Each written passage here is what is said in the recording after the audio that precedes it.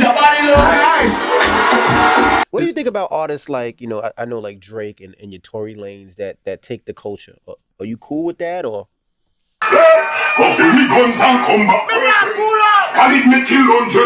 You insult me, DJ Khaled, man. Oh yeah. When I saw that naked man in the video, I want to kill now those literally. It caused a big problem, it caused publishing problem. These people are gonna run away with our heritage, man. There's a multi-billion-dollar secret in the industry that nobody wants to talk about. Some of the biggest hits from Drake, Justin Bieber, and Ed Sheeran weren't born in the studios of LA or London. They were borrowed, some say stolen, from a tiny island in the Caribbean. But if you look at the credits, Jamaica is nowhere to be found. We call it the Jamaican Tax. Global superstars take our slang, our rhythms, and our cool factor to save their failing careers or reach a new audience. They call it tropical house or world music, just to avoid saying the word dancehall. But why the world love the sound of Jamaica but ignore the people who created it?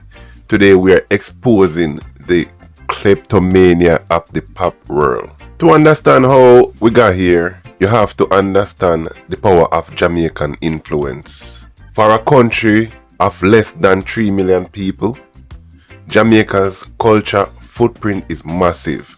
From the birth of hip-hop in the Bronx, pioneered by who some would say Jamaican-born DJ Kool Herc, to the global explosion of reggae via Bob Marley, the island has always been a factor for cool. But in the 21st century, something changed.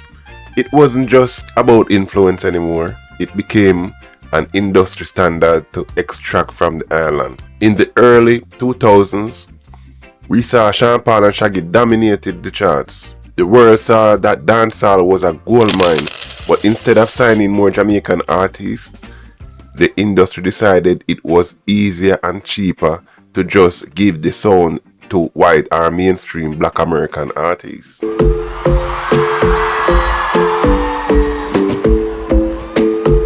you know this one?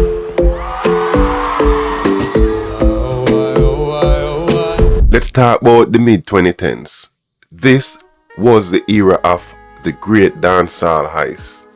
Suddenly, every pop song sounded like it belonged in a Kingston street dance, but the industry gave a new sanitized name, Tropical House. When Justin Bieber dropped Sorry in 2015, the world went crazy. Critics praised its fresh island vibes, but for any Jamaican, that beat was a direct descendant of the dembow rhythm.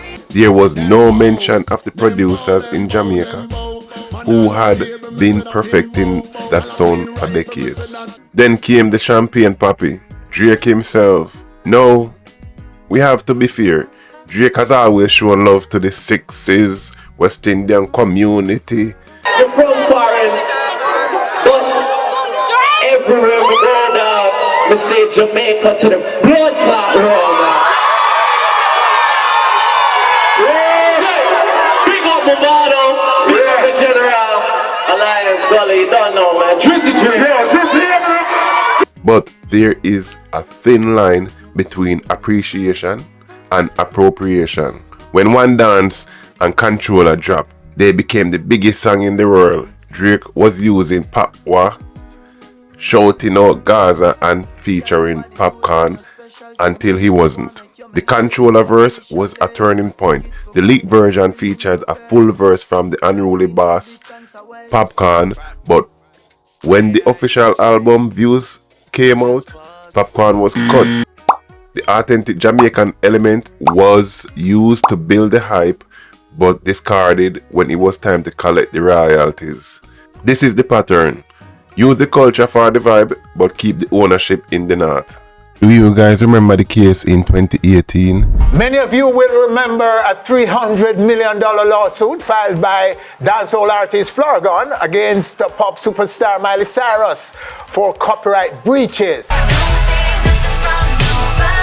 The lawsuit alleges that Cyrus brazenly and unlawfully misappropriated Flo Rida's lyrical content in her 2013 breakout single, Can't Stop. The misappropriated lyrical content being, we run things, things no run we.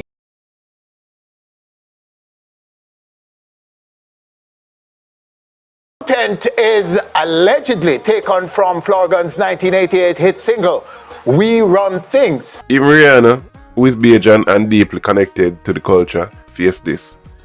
When work came out, mainstream media outlets literally described her lyrics as gibberish.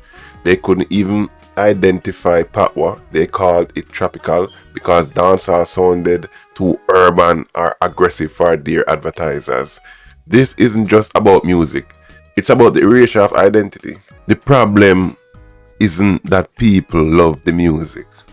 The problem is that while these global stars make hundreds of millions from these island-inspired hits, the actual artists in Jamaica are often struggling to get visa to even perform in the country that are consuming their sounds. The only reason America denied my visa, I got caught with a spliff less than 5 grams from 1997, 20 years ago.